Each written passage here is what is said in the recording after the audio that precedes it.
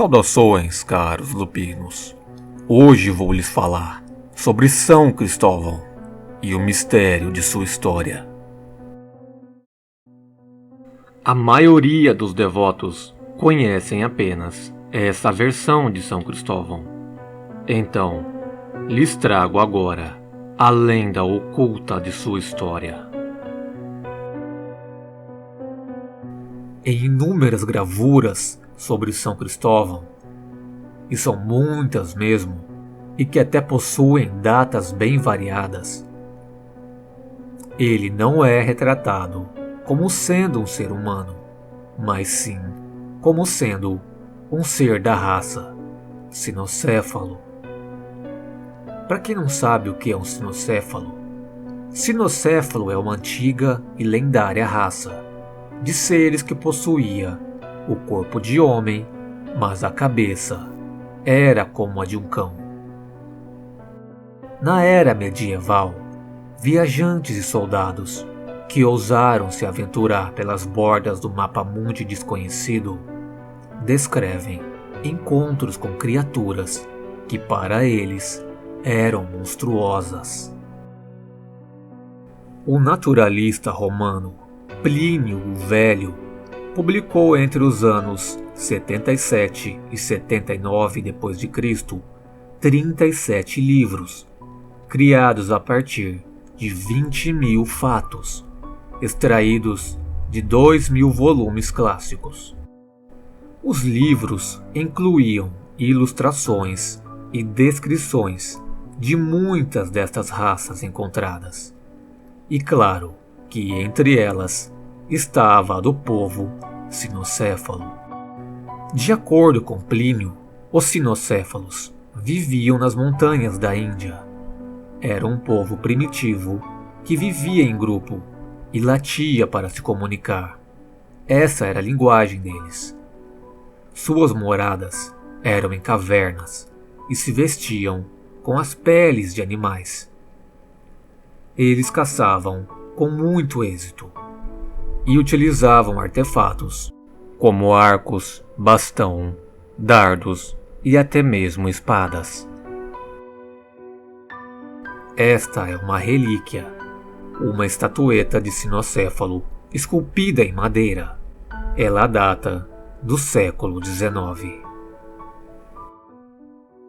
Bom, apesar desta descrição dada por Plínio, outros descreveram os sinocéfalos como sendo um pouco mais monstruosos, como foi o caso de Alexandre o Grande, que os descreveu como sendo seres de enormes dentes e respiração ofegante. Mas, independente de quem os descrevia, havia sempre um ponto em comum. Todos falavam sobre a dupla natureza que eles possuíam, a de homem e animal. Segundo relatam, os sinocéfalos e outras raças parecidas eram de conhecimento da Igreja, que os utilizavam como soldados do cristianismo. As lendas contam que São Cristóvão era um ser desta raça e que sua natureza sinocefálica acabou por ser removida da literatura ocidental, passando a ser descrito como inteiramente humano.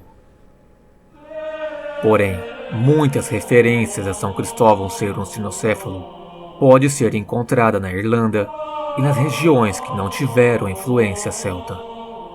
Conhecimentos que sobreviveram graças ao fato dos monges irlandeses saberem grego e sua cultura não ter sido tão afetada pelos romanos como as outras foram na Europa.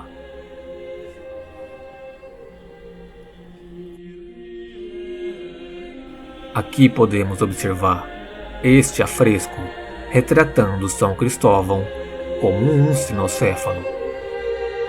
O afresco está sendo preservado nas paredes da igreja de Santo Anargirói Antônio, localizada em meio a um cemitério de um vilarejo grego sobre as montanhas chamado Ilha Androni.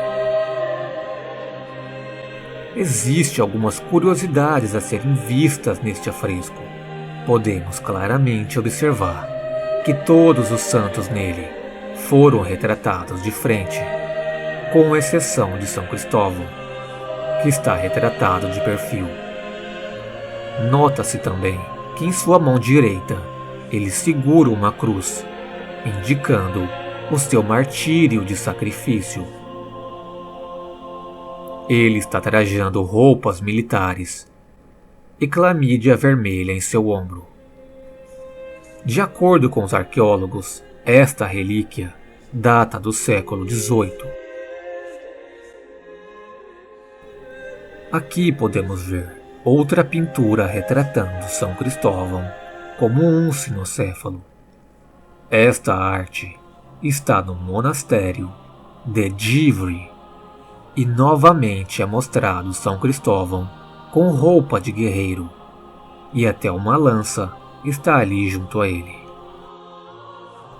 Fora estes dois lugares que citei, embora seja raro, é possível encontrar afresco sobre São Cristóvão cinocéfalo em muitos outros lugares.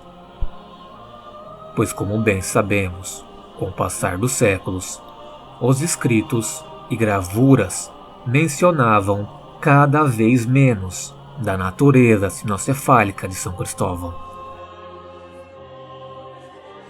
Hoje em dia, ele é mais aceito e retratado como sendo um homem de grande força e estatura, que carregou o Criador em suas costas.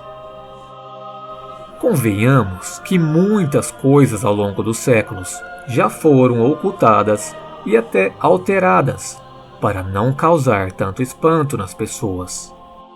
Um exemplo é o caso das estátuas gregas e romanas, que aparecem nuas. Houve um tempo em que muitas foram castradas, a mando de alguns papas, e outras ganharam folhinhas na frente, para esconder suas genitais, pois, segundo eles, elas eram muito imorais. Se os cinocéfalos de fato existiram, e se São Cristóvão era um, acho perfeitamente possível terem ocultado isso, pois muita gente não aceitaria um santo com cabeça de cão. Não concordam? Imagina a reação de uma senhorinha entrando na igreja e se deparando com uma gravura ou estatueta de São Cristóvão cinocéfalo. Na certa, ela ia sair se benzendo e pedindo ao padre que retirasse imediatamente aquela imagem, pois seria coisa do cão, satânica ou seria blasfêmia, né? Bom, em relação ao povo cinocéfalo, com o passar dos séculos, sua história foi se alterando, até que se tornou lenda sobre lobisomens. Devemos observar que um dos nomes ao qual São Cristóvão foi chamado inicialmente é Réprobos, do latim reprobus, que significa condenado por Deus. Mas e se de fato Deus o tivesse amaldiçoado, o fazendo nascer assim, como um cinocéfalo? Algo parecido com o que acontece na lenda do sétimo filho, onde um pai quer tanto um filho homem, que quando nasce o seu tão desejado filho, ele é amaldiçoado com a maldição do lobisomem. É bem possível que, como sendo um rei pagão, o pai de São Cristóvão desejasse tanto um filho homem, e ele só nasceu graças às preces de sua mãe. Pode ter alguma ligação aí de maldição nesse caso. E é de conhecimento que divindades castigam sim as pessoas, os transformando em feras. Foi assim quando Zeus castigou Licaão e quando Deus castigou Nabucodonosor. Como parte da maldição, eles possuíam um forte desejo em comer carne humana. Mas, se caso eles provassem uma única vez, acho que até mesmo qualquer tipo de carne fosse, estariam para sempre amaldiçoados. E foi o que aconteceu com Licaão. Já no caso de Nabucodonosor, a sua fé em Deus foi maior, e ele conseguiu vencer esta tentação. E após um longo período de penitência, ele conseguiu voltar à sua forma e consciência humana. Uns dizem que São Cristóvão, após sua conversão ao cristianismo, foi redimido, e isso permitiu que ele abandonasse sua natureza bestial de cinocéfalo.